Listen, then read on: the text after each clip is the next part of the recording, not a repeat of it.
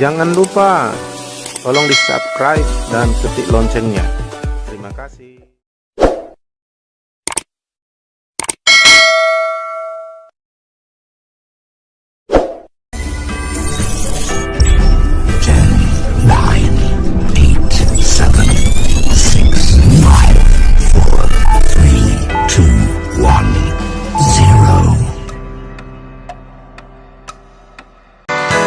Lebih lagi, aku siap menerima firman-Mu. Aku siap menerima firman-Mu. Haleluya, haleluya. Kami serahkan kepada hamba-Nya, Bapa. Tuhan ingin kita menang oleh Dia, oleh Yesus. Dan kalau Dia berkata, itulah yang akan dilakukannya pada kita. Dan kita menang oleh Dia. Amin. Bukan oleh hebatnya kita. Maka kita harus tahu bagaimana meraih kemenangan itu. Kalau kamu mengetahui kebenaran, kebenaran itu akan memerdekakan kamu. Kebenaran itu adalah Yesus, kebenaran itu adalah firman-Nya. Maka kita harus tahu. Haleluya. Kalau enggak tahu, enggak akan terjadi. Semua dimulai dari firman. Tanpa firman tidak ada terjadi.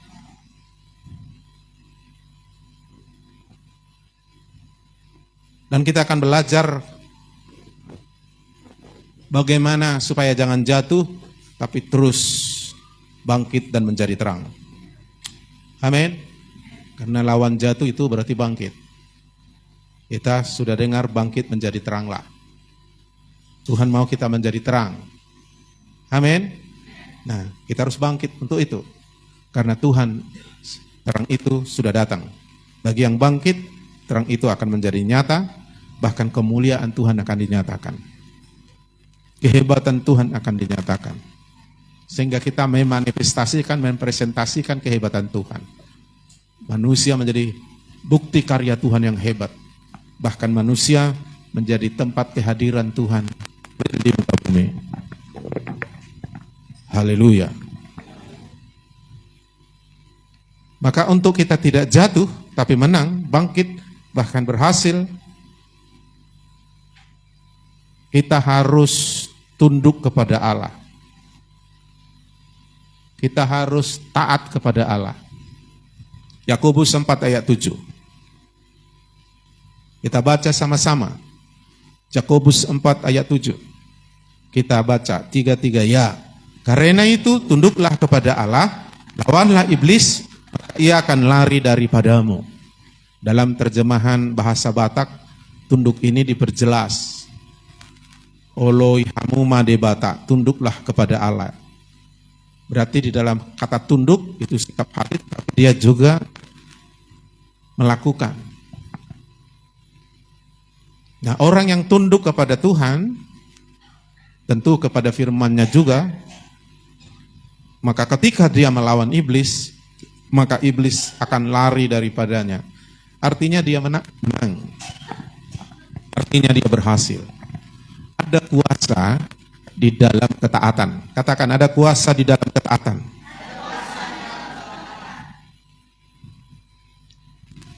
Nah, kalau kita ada di dalam ketaatan, berarti kita ada dalam otoritas. Kita ada dalam perlindungan. Dan kita ada dalam dimensi seorang yang kita taati. Jadi tidak ada orang hidup di dalam dimensi Tuhan, hidup dalam roh tanpa ketaatan. Tidak ada orang yang memiliki kuasa di bawah kalau tidak mentaati Tuhan.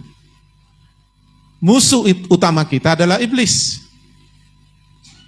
Dan kita nggak bisa mengalahkan iblis dengan cara kita. Kita bisa melawan iblis dengan cara Tuhan. Maka Tuhan bilang, tunduklah pada Allah, lawanlah iblis, maka iblis akan lari daripadamu. Kata iblis lari daripadamu, bahasa Batak bilang maporus maibanasyan kamu. Kalau diterjemahkan, dia akan lari pontang panting. Artinya kekalahannya sangat dahsyat. Haleluya. Jadi tidak ada kuasa kalau tidak ada ketaatan. Tidak ada perlindungan kalau tidak ada ketaatan. Tidak ada dimensi yang kita alami kalau kita tidak ada ketatan. Ya tentu kita berpikir, ya aku taat sama Tuhan. Namun kita bisa menilai, kita bisa memastikan apakah dia taat pada Tuhan atau tidak. Caranya kita melihat apakah hidupnya selaras dengan firman. Apakah hasil yang dihasilkan itu adalah kemenangan, keberhasilan atau tidak. Karena buah akan menentukan dan menilai pasti. Baik tidak pohon dikenal dari buah.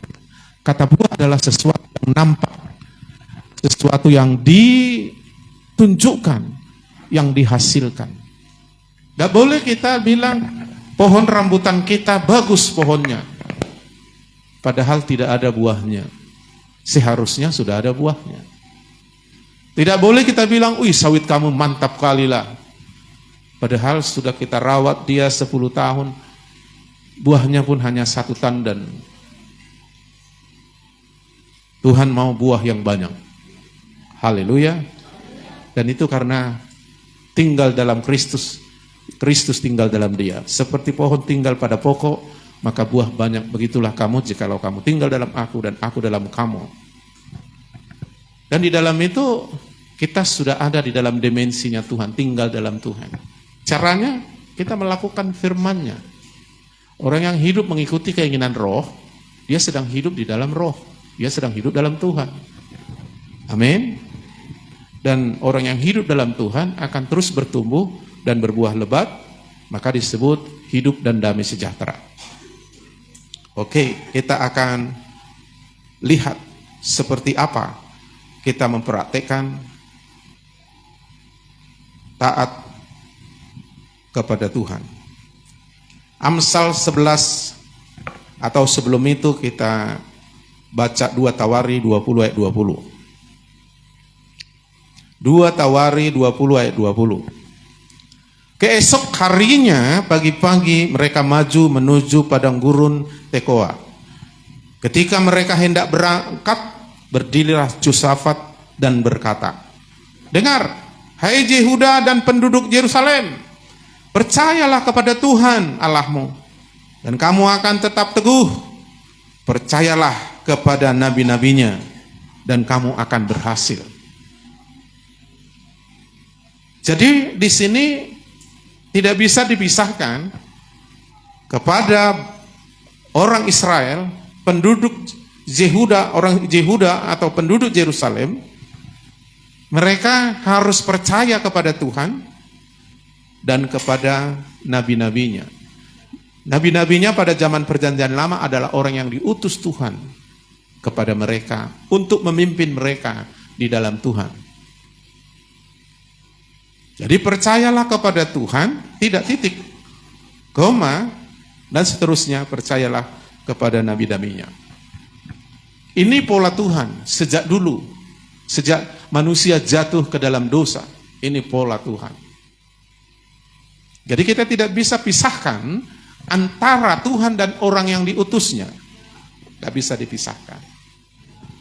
Perjalanan bangsa Israel keluar dari Mesir ke tanah Kanaan, itu gambaran perjalanan kehidupan rohani kita. Keluar dari Mesir perbudakan itu artinya keluar dari perbudakan dosa, keluar dari perhambaan dunia ini, karena bertobat dan datang kepada Tuhan. Lalu Tuhan dengan kuasanya melalui Musa membebaskan bangsa Israel dari perbudakan Mesir dan menuju tanah Kanaan. Dan Tuhan semuanya melakukan kepemimpinannya melalui Musa. Jadi mereka tidak bisa, kami percaya sama Tuhan, kami tidak perlu percaya sama nabinya, kepada Musa, kami tidak perlu mengikuti Musa. Gak bisa. Itu sebabnya kenapa ada orang jatuh, mereka sok-sok rohani, yang penting aku patuh sama Tuhan, lalu tidak patuh sama yang diutusnya. Nampaknya rohani, tapi sebenarnya rohana, bukan rohani. Gak bisa itu. Kadang-kadang ada orang Kalau di gereja, tempat ibadah atau lagi ibadah semua rohani. Tapi di luar tidak rohani. Nah ini saudaraku, apalah namanya ini? Ya, kok beda di gereja, kok beda di luar gereja? Janganlah macam-macam.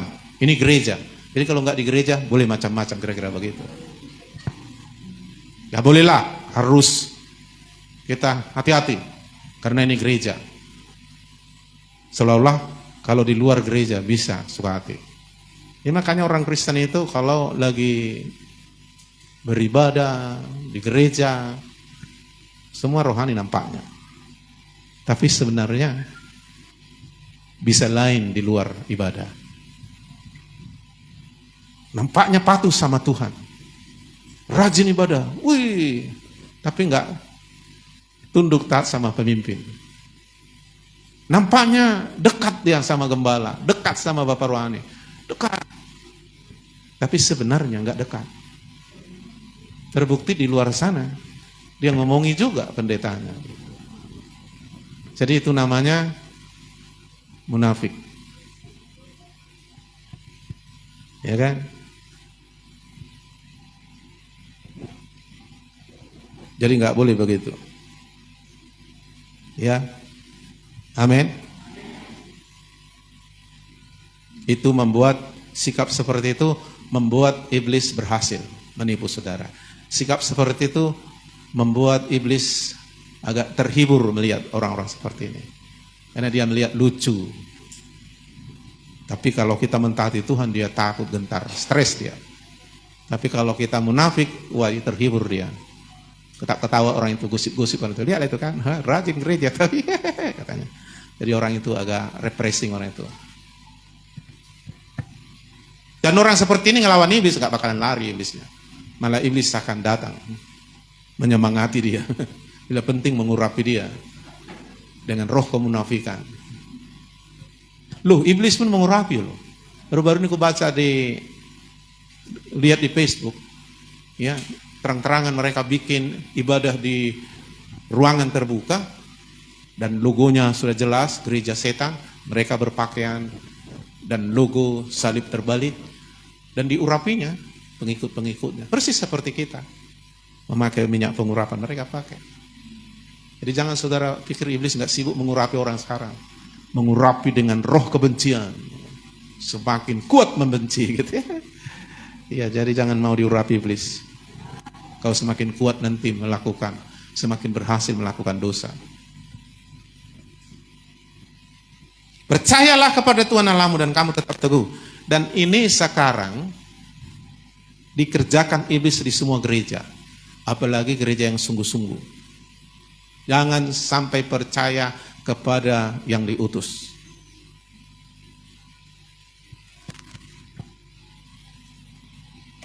Saudara, iblis tahu firman Tuhan dan saudara pikir nggak tahu dia. Makanya waktu dia mencoba Yesus, dia pakai ayat-ayat firman. Orang Kristen aja nggak tahu ayat-ayat firman. Lalu iblis tahu. Sekarang banyak apa itu? Para apogelet, orang yang menyerang kekristenan. Katanya dia mantan pendeta. Lalu dia menyerang kekristenan. Dan dia paham Alkitab. Tapi dia putar. Bukan dia mau taati, dia putar. Ada itu, terus diserangnya gitu. Nah, orang Kristen yang nggak tahu firman pasti tersesatkan karena masuk logika kan. Yesus kan manusia, iya. Yesus kok bilang Tuhan ya. Masa Tuhan manusia? Katanya. Kalau Yesus itu Tuhan, kok Tuhan mati? Katanya. Bingung dia. Ya. Mualaf aku. Bingung dia. Nggak ngerti. Kamu sesat kalau nggak mengerti firman Tuhan, kitab suci dan mengenal kuasa Allah. Dan itu nabi palsu akan datang dan banyak orang disesatkan. Dan kemungkinan besar yang disesatkan adalah orang yang nggak mengerti kitab suci firman Tuhan secara murni dan tidak mengalami kuasa Tuhan. Iya. Kalau saudara tahu yang asli, saudara tidak akan bisa ditipu dengan barang palsu. Tapi kalau saudara nggak tahu yang asli, saudara anggap sama asli dan palsu itu sama aja. Nah, kalau saudara nggak tahu firman Tuhan secara benar dan murni dan tidak mengalami kuasa Allah, saudara nanti anggap yang lain. Banyak orang Kristen menganggap perdukunan asal dia mengobati itu dari Tuhan. Tapi kalau yang jahat-jahat, ya membunuh orang itu dari setan. Makanya ada istilah ilmu putih, ilmu hitam. Kalau ilmu putih dari Tuhan. Padahal kita bilang iblis pun menyamar seperti malaikat terang, malaikat putih. Selalu kalau asli ada palsu. Dan hanya orang yang tahu pasti yang asli akan bisa membedakan mana yang tidak asli. Makanya harus tahu firman. Dan firman itu yang asli itu disampaikan Tuhan melalui pemimpin yang diutus. Dan Tuhan bekerja melalui yang diutus. Ya enggak sembarangan dia. Makanya hati-hati kalau saudara menjadi pengikut gereja YouTube. Ya, ada orang yang pendetanya pun pendeta yang ada di YouTube. Ya kan? Apalagi dulu masa-masa Covid, kesempatan kan, online kan. Kami online-nya Pak. Dengarnya khotbah Bapak katanya, tapi kami online. Makanya dulu sejak Covid saya imani, saya deklarasikan, saya posting, saya buat khotbah, tetap ibadah. Tapi kita berjaga-jaga dengan protokol kesehatan supaya jangan dianggap kita melawan pemerintah. Ya, jadi nggak ada kok yang mati kena Covid semua gereja Calong juga nggak ada. Kenapa? Karena Tuhan bekerja melalui pemimpin. Haleluya. Itu cara kerja Tuhan. Meskipun dia tahu pemimpin itu belum sempurna. Tuhan angkat Daud walaupun Daud itu tidak sempurna. Tapi kenapa Tuhan angkat Daud yang tidak sempurna itu? Bahkan melalui garis keturunan Daud lah lahir Yesus. Kalau istilah orang yang tidak tahu, kasih anugerah Tuhan, Yesus itu nenek moyangnya keturunan pezina kan, begitu kita bilang. Karena Daud pezina kan, mengambil istri panglimanya Uria. Tapi kenapa Tuhan angkat dan urapi dia jadi raja? Bahkan dia diberi Tuhan hati untuk membangun bait suci yang akhirnya anaknya Salomo membangun. Cara pandang Tuhan itu sama kita, dengan kita sama orang lain itu beda. Makanya jangan pakai cara pandangmu memandang orang. Tuhan bilang Tuhan tidak melihat yang kelihatan. Tuhan melihat hati. Amin. Selama hatimu sungguh-sungguh, selama kau mau berserah, selama kau mau menerima firman, selama kau rendah hati, selama kau lemah lembut, Tuhan masih memilih engkau. Dan Tuhan akan mengubah engkau. Tuhan akan berjuang untukmu. Maka dia bilang dalam Mazmur 25 ayat 9, dia membimbing, mengajar orang yang rendah hati. Daud itu punya hati seperti itu. Karena memang gak ada manusia yang sempurna. Tapi Tuhan bisa sempurnakan kita. Tapi dibutuhkan hati yang sungguh-sungguh. Makanya miliki hatimu, tunjukkan hatimu. Amin. Itu makanya Tuhan memilih Daud yang penuh kelemahan. Jadi jangan lihat apa yang kau lihat dengan mata. Kalau kau bisa melihat, lihatlah hatinya. Karena dari hatinya lah terpancar. Kalau yang di luar-luar itu munafiknya itu. Lo di gereja rohani, di depan pendeta begitu loh, hormatnya gitu. Tapi dia juga yang nyalibkan Yesus kan, dia juga yang mengkhianati Yesus kan. Jadi tampilan-tampilan di luar itu kadang-kadang nggak sama. Tapi saya percaya orang yang hatinya baik, tampilannya pasti baik. Amin. Tapi orang yang benci bisa tampilannya kayak sayang gitu kan. Jadi jangan terkecoh dengan tampilan. Milikilah hati. Amin.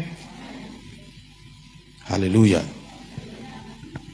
Tapi untuk percaya sama Tuhan, untuk percaya kepada yang diutusnya, itu tidak bisa begitu aja. Kau harus mendekati dia. Kau harus mendengarkan dia. Kau harus mengenal dia. Kita kan percaya karena mendengar firman kan? Kita mengalami Tuhan, diteguhkan iman kita. Demikian juga para pemimpin-pemimpin yang diutus Tuhan. Kau dengarkan. Kau perhatikan. Dan semua yang kau lihat baik dan benar yang disampaikan dan dihidupinya di dalam Tuhan, ikuti. Haleluya. Jadi percaya itu bukan sekedar ngomong-ngomong gitu. Tapi Alkitab bilang hati percaya, mulut mengaku. Di sini percaya itu, mulut mengaku. Iya. Jadi kalau kau tidak dekat, tidak dengar pemimpinmu, tidak kenal pemimpinmu, dari mana kau percaya?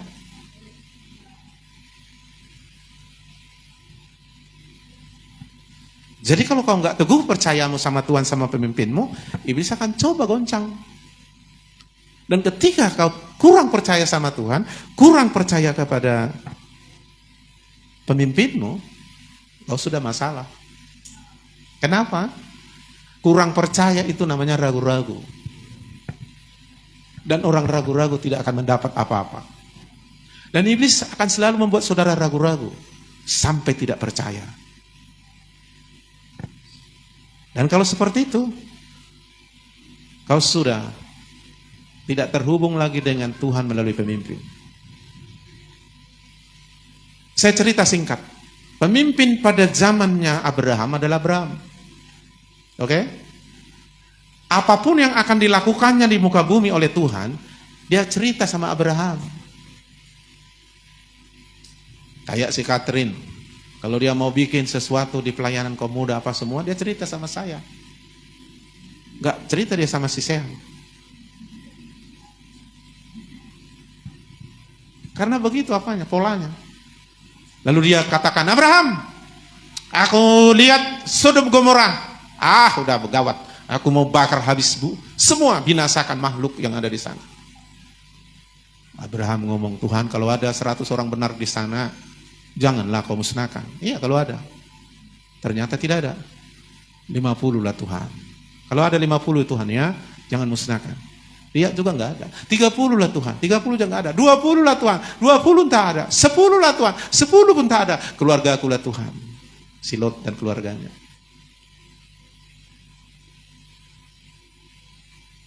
Dia enggak permisi sama siapa-siapa.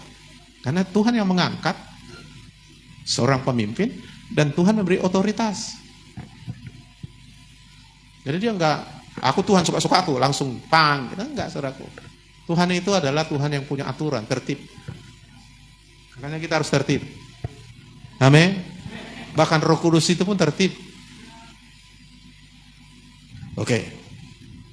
Jadi percayalah kepada Tuhan supaya kau tetap teguh, tapi juga percayalah pada nabi-nabi yang diutus supaya kau berhasil. Begitulah cara kita tunduk kepada Allah. Amin. Nah, maka dikatakan dalam Ibrani pasal berapa itu? 13. Ibrani 13 ayat 17. Dapat? Bisa kita baca sama-sama? Bisa? Kalau bisa, ayo kita baca dulu. 3 ya.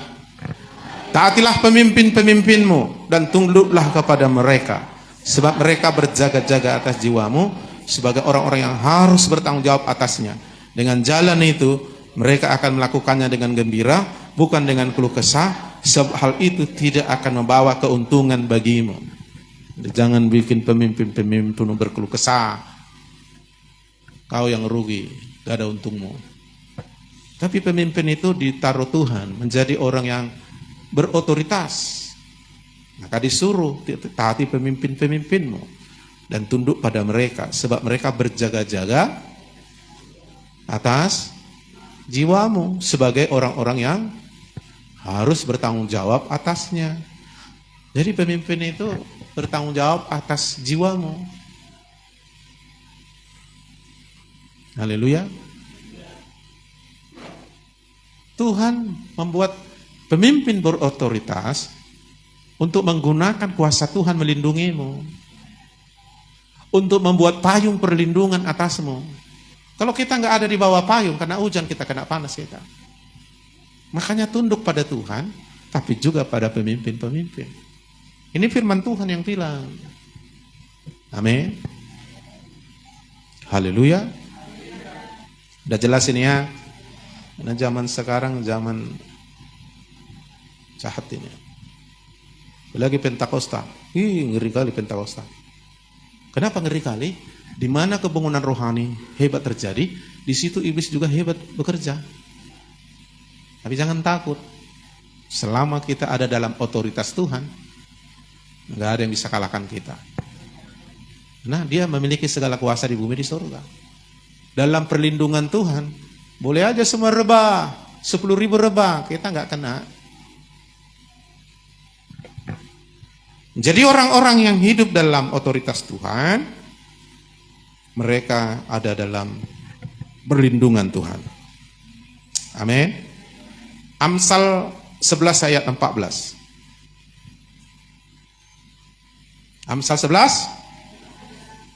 Jikalau tidak ada pimpinan, jatuhlah bangsa. Tetapi jikalau penasehat banyak, keselamatan ada. Kalau tidak ada pimpinan, tidak ada pemimpin dan tidak mau dipimpin, jatuh.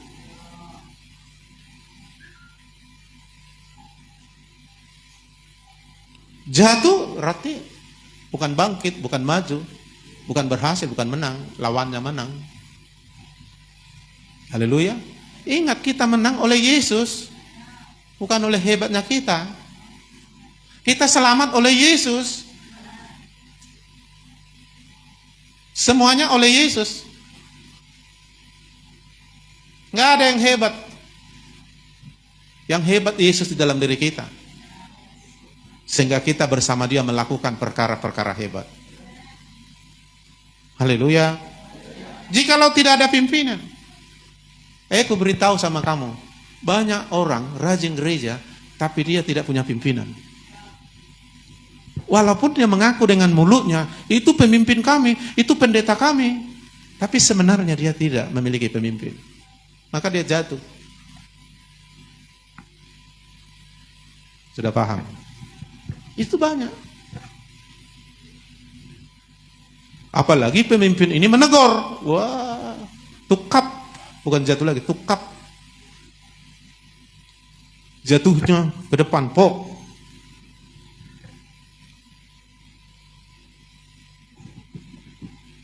Kita udah tahu gereja adalah pola rumah, keluarga Allah. Iya kan? Mana mungkin anaknya salah, bapaknya diam aja. Anaknya udah buat kesalahan, bapaknya enjoy aja. Mana ada itu? Keluarga yang amburadul itu. Iya kan? Gereja juga begitu. Cuma kalau dia memang tidak mau taat tunduk pada Tuhan dan pemimpin, pindah aku katanya kan. Kan itu nyasang-nyasang orang kan. Pindah aku. Dipikirnya kalau dia pindah rugi Tuhan. Rugi pendeta, enggak juga. Kecuali pendeta yang mengharapkan kolektenya. Karena kolektenya banyak kali kan. Sekali kolekte 20.000, per bulannya 1,5 juta, rugilah.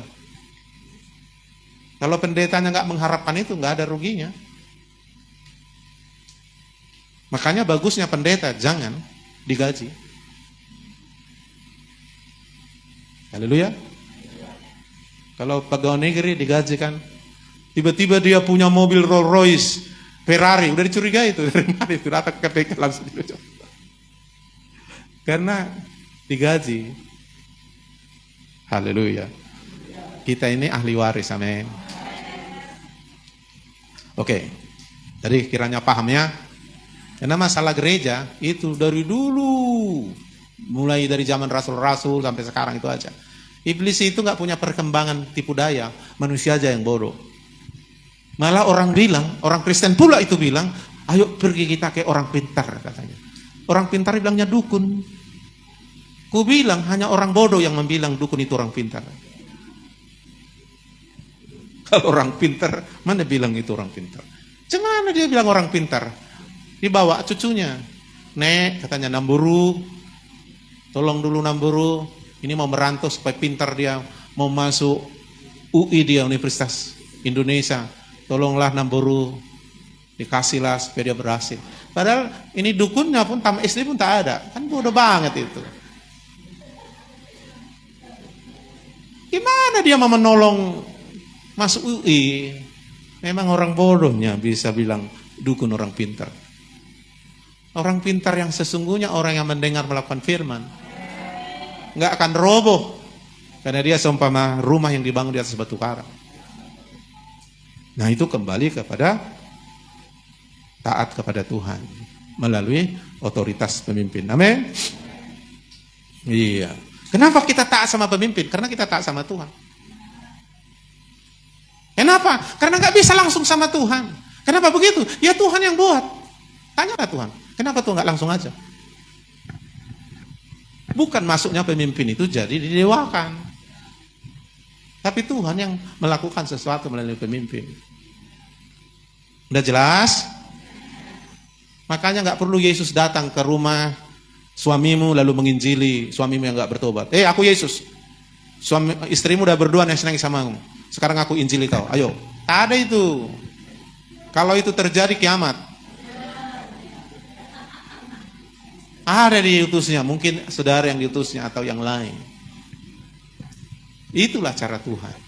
Nah kalau orang itu mendengar, maka dia percaya.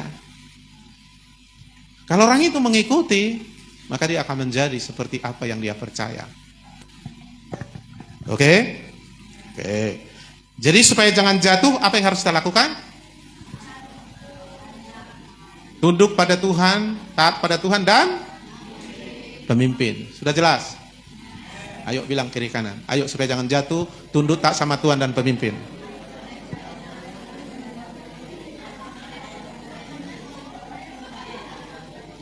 Udah jelas ya? Udah clear ya?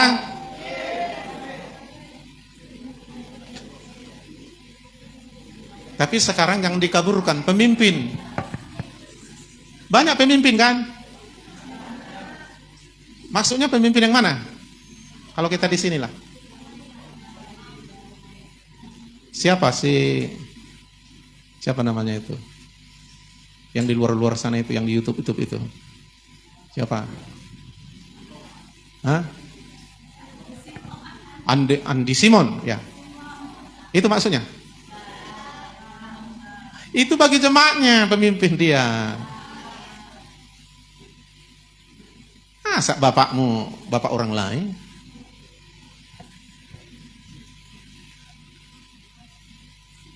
Mereka hanya saudara seiman, rekan-rekan hamba Tuhan dalam pelayanan. Pemimpin udah jelas. Maka Rasul Paulus bilang, beribu-ribu pengajar di antara kamu, katanya sama jemaat yang dipimpinnya. Tapi akulah bapakmu satu-satunya. Banyak bapak, tapi bapak orang. Iya kan? Bapakmu berapa? Tapi banyak bapak kan? Tapi bapakmu berapa? Ada dua. Bapak kandung maksud saya, bapak asli. Kalau ada punya bapak tiri ya bapak juga nih itu. Cuma kan beda bapak tiri sama bapak kandung kan. Amin. Kalau bapak tiri bisa 2, bisa 3, bisa 4 kan? Kalau bapak kandung bisa berapa? Itu. Jelas? Jadi udah tahu siapa maksudnya pemimpinmu? Tahu. Udah tahu ya? Banyak orang Kristen nggak tahu. Makanya pindah-pindah bapak, pindah-pindah pemimpin. Karena juga pemimpin, iya. Allah pun banyak di dunia ini Allah. Tapi hanya satu Allah kita. Yang kita sembah di dalam Yesus Kristus. Jadi jangan semua. Kalau Allah itu orang itulah itu. Nggak usah kita ribut-ribut dengan Allah orang itu. Tapi Allah kita udah jelas. Udah? Banyak pemimpin, banyak bapak rohani. Tapi udah jelas siapa pemimpin bapak rohanimu? Udah jelas? Atau mau cari lagi? Bisa pula dicari bapaknya ya. Kayak mana cari bapaknya?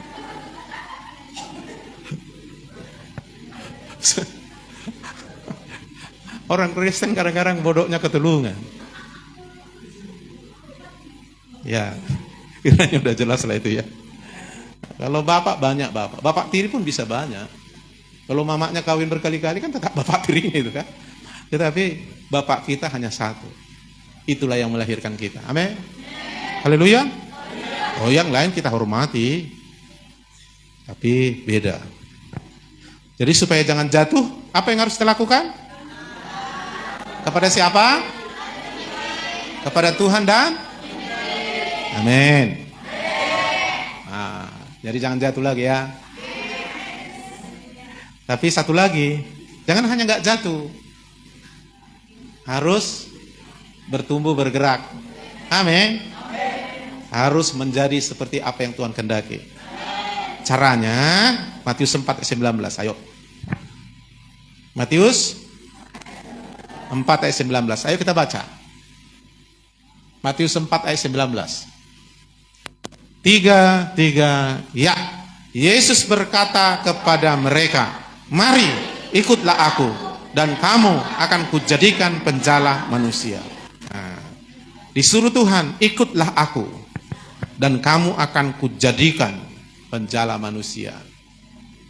Petrus penjala ikan. Tuhan panggil, "Hei, ikut aku dan kamu akan kujadikan penjala manusia." Ikut akan menjadi. Katakan, ikut akan menjadi. Dengan mengikut, saya akan menjadi. Jadi kalau saudara nggak mengikut, nggak jadi apa-apa.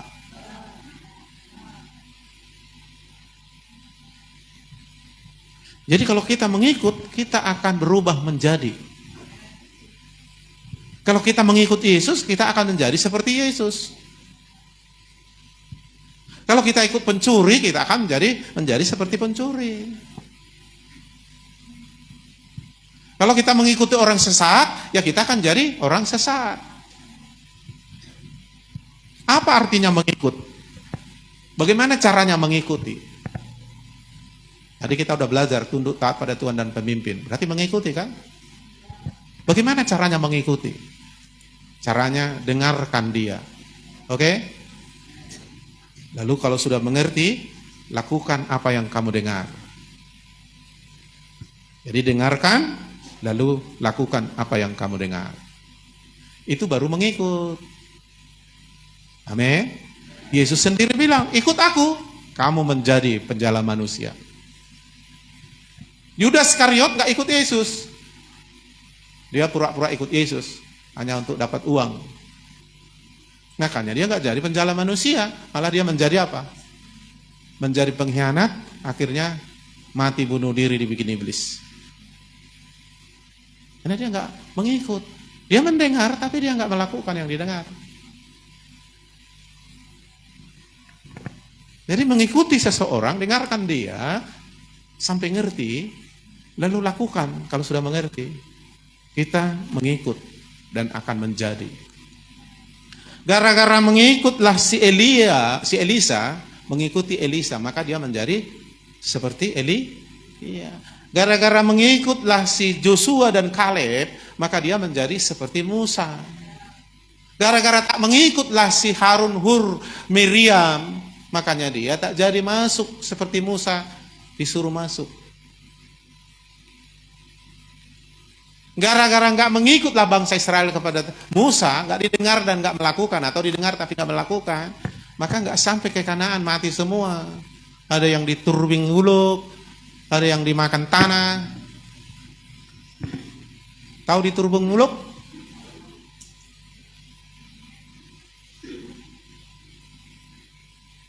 Jadi kita nggak akan bisa berubah kalau kita nggak mengikut. Tetapi pasti ada yang kita ikuti. Kalau kita nggak mengikut Tuhan, pasti ada yang kita ikuti. Pasti ada yang kita dengar. Amin. Bisa keinginan kita, bisa tipu daya iblis, dan banyak hal. Tetapi Tuhan bilang, ikutlah aku, kamu akan menjadi. Haleluya. Menjadi murid Yesus. Dan kalau murid belajar berhasil, dia menjadi seperti gurunya.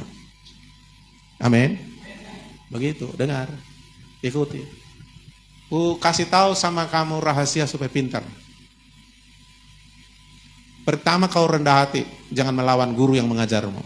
Apapun sulit pelajaran yang diajarkan. Amin. Lalu belajar terbuka mengikuti pelajaran itu, belajar menyukai pelajaran itu. Dan yang paling penting yang ketiga juga, dengarkan dia. Sampai kau bisa mengikuti dia. Dengan cara kau melakukan. Tanya guru, ini aku nggak tahu guru. Tujuannya kan melakukan kan? Jadi kalau kau nggak dengar, karena kau yang payah apapun, akhirnya saudara pasti bodoh dalam pelajaran itu. Apalagi dalam Tuhan. Makanya dengarlah baik-baik suara Tuhan Allah. Kan dengar dulu kan? Baru lakukanlah dengan setia. Baru hasilnya nampak. Kuangkat kau di atas segala bangsa, segala berkat ini akan datang, kau akan naik tidak kau turun, jadi kepala bukan ekor, dan seterusnya. Artinya berhasil. Kau menjadi seperti apa yang dijanjikan Tuhan. Karena kau mendengar dan mengikutinya. Jelas? Haleluya. Nah itulah dulu, banyak kali pun tak masuk nanti.